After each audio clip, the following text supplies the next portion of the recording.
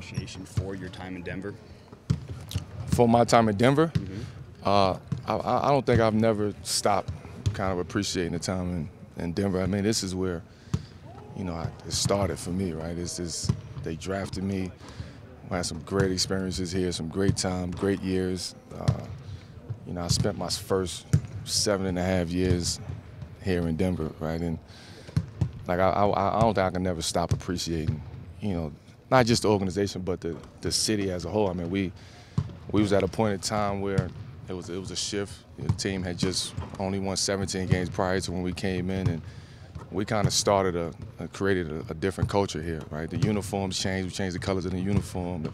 The vibe in Denver was different. Like the aura in the city, the energy was different. So we was a part of that change. Given that you had such an important part in developing that culture, did you always keep tabs on what they were doing as you went to New York? Yeah, you always keep tabs on it, but it's hard when you on another coast, right? On a different coast, the time difference, the game schedules, the playing times, all of that stuff is different. So I still had guys here on the team when I left. So it was always communication with those guys. Did you ever think about a reunion with Denver when over these last couple of years? Is that something that you ever thought about or you were ever open to? Or I was open to it. We talked about it. I mean, people around in my circle was like, you know what, go back to Denver. Like, if it was that easy, I probably would have did it. But a lot of things came into play when it comes to that. It kind of out of my control at that time. The timing was off. Similar to Portland, right? The timing has always just been off, and all of a sudden that window of opportunity was there.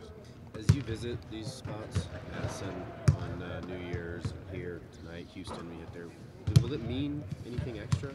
This means a lot. I mean, this means a lot coming from the standpoint of this is I spent my first 7.5 years here, right? So I kind of grew up here in Denver with these people in this city.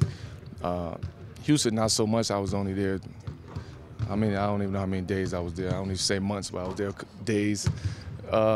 And then New York, of course, has a special place. That's home, family there. My son is in school.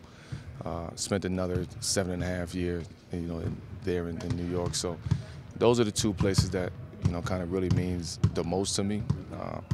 OKC a little bit because I actually had a year there, and I was able to kind of, engulf myself into the actual community and be out there and meet people. And the organization was incredible. So. We've talked so much about the kind of shape that you're in. I mean, it's one thing to stay in shape, Yep. to go a year without playing and then to come back and be named a Conference Player of the Week. That's a different kind of staying in shape. It is. What was it about those workouts that you did with Chris that, mentally and physically, that had you so ready? I never stopped working out, right? I mean, from the day that the situation happened in Houston, like I stayed with it. I mean, it was weeks where I was just like, I'm not. What am I getting up for, right? For what? But I stayed with it, man. And it wasn't so much basketball. It was just more doing other things to stay in shape, right? Lifting and conditioning and running and doing unorthodox training and boxing and running the west side and running the fields. Like, I used to be outside running every morning with, kids be on the field and PE class and all of that. So those were things that I really kind of locked in on. It wasn't so much the basketball part. The basketball part kind of took care of itself.